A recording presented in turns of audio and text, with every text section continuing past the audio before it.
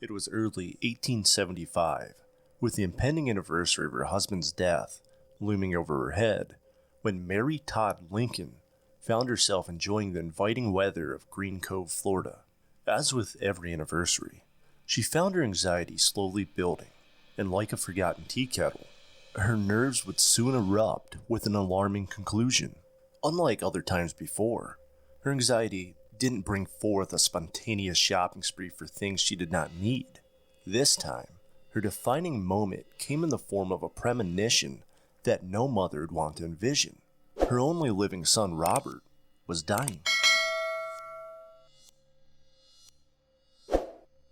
Mary dropped everything and rushed to be by her son's side in Chicago, only to be met with aggravation at the front door. She soon learned that the only thing Robert was sick of was her dabblings with the supernatural. Unbeknownst to her at the time, Robert had taken the liberty to hire Pinkerton men to document her every move, including her multiple engagements with mediums and spiritualists. This information and personal testimonies collected from Mary's peers would aid in her arrest for lunacy, later being committed to a sanitarium known as Bellevue Place on May 20th, 1875. Mary's interest in spiritualism was nothing new. It predated her husband's assassination and was a prominent part of their lives. The practice was absorbent in a period that was defined by the need to know. Families begged for answers for their missing or fallen loved ones in a battle between brothers, and they searched for these answers beyond the veil. And a family riddled with tragedy like the Lincolns were no different. As the Britannica Encyclopedia explains, spiritualism is the belief that departed souls can interact with the living. An individual can't usually interact with the spirit world on their own, and often requires the assistance of a medium. A medium is a person who is believed to have a direct contact with the spirit world, and in some cases, a vessel for otherworldly occurrences.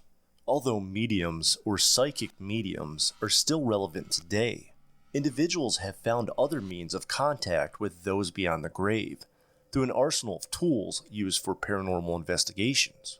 Not only did the advances in scientific studies and urbanization add to the rise of spiritualism during the early 1800s in the United States, but a country on the verge of uncertainty in the form of a civil war was a driving factor. An added contributor was the rise in photography. For the first time, people bore witness to the true tragedy of warfare, seeing presumably their loved ones laying still on the battlefield. These photographs were the catalyst in the belief of spirits and the afterlife, as these early photographs often picked up strange figures in the background. With this joint information, family members searched for answers and closure for their lost loved ones, and turned to mediums for this. Beyond the Civil War, in 1848, the Fox family of Hydesville, New York, would see two sisters rise to become prominent mediums in the movement. Kate would be the first sister to experience a paranormal encounter when she communicated with the spirit of a murdered man in her house through a series of knocks. This first encounter would be an important method of communication henceforth. Soon after, she would be joined by her sister Maggie, and the two would commit much of their lives to the practice, acting in both the United States and England. The Lincolns were not unlike any other family at the time, and having lost two sons by 1862, Mary Todd Lincoln was a wreck. The loss of her 11-year-old son Willie was enough to leave her resigned to her confines of her own living space for weeks on end to mourn. To help alleviate the pain of a grieving mother, former First Lady Jane Pierce, a woman who could relate, suggested the practice of spiritualism. On the advice of Jane Pierce, Mary found comfort in a group of mediums who resided in Georgetown, known as the Lorries. These seances performed with the Lorries would prove not only to be successful as an outlet for a grieving mother, but also a means of communication with her lost loved ones. In addition to these practices, Mary is quoted as saying that she was visited by Willie nightly, and he was often accompanied by another familiar face, her other lost son, Eddie, who had passed away at the early age of 4.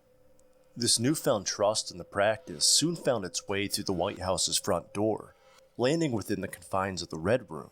It is here that Mrs. Lincoln is recorded as performing at least 8 seances within the comfort of her own home.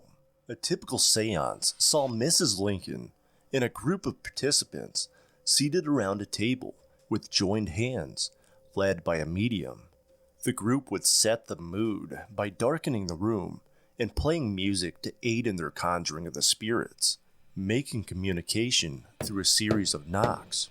Though President Lincoln was devout in his religious beliefs, it is recorded that he participated in a handful of seances that occurred in the Red Room, with the most notable being in April of 1863.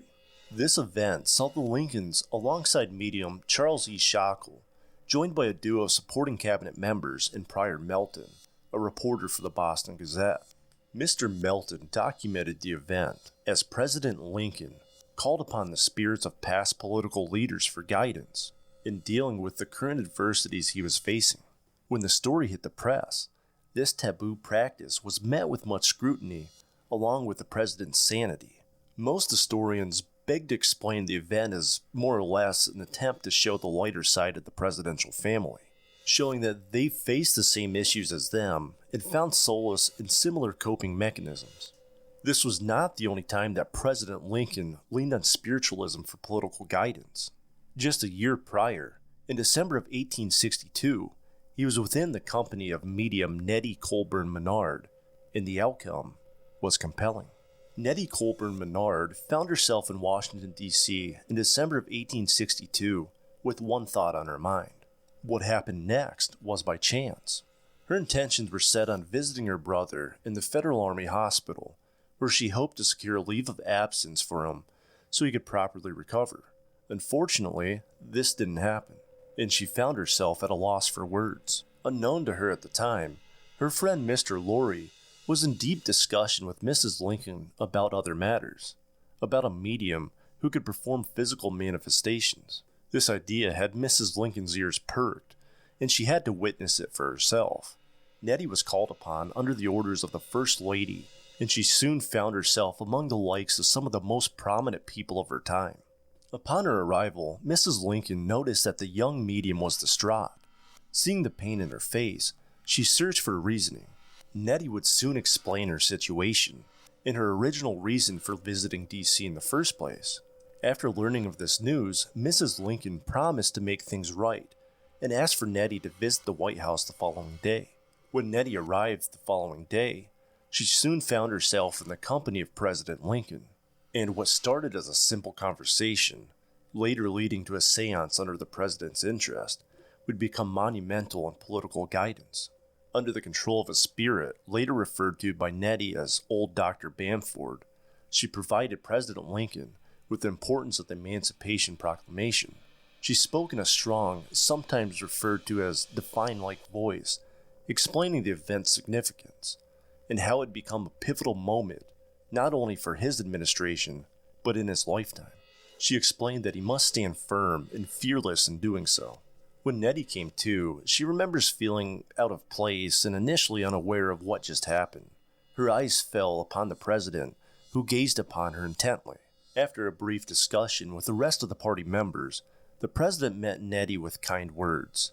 "My child, you possess a very singular gift, but that it is of God, I have no doubt. I thank you for coming here tonight. It is more important than perhaps anyone present can understand. I must leave you all now, but I hope I shall see you again." Outside of spiritualism, seances, and mediumship, the practice influenced President Lincoln in another realm, his dreams. There is questionable information recorded that the president dreamt of being assassinated just days before his death. In his dream, he visited the east end of the White House to find a conglomerate of mourners surrounding a covered corpse. When he questioned the soldier guarding the body who had died, he explained it was the president and that he had been assassinated. President Lincoln would later confide in a small group the details of his dream, and it wouldn't be until the 1880s that a close friend of the family and former bodyguard, Ward Hill Lamont, would share this premonition with the populace. Whether this dream was truly a premonition, influenced by other knowledge, or completely made up, we will never know.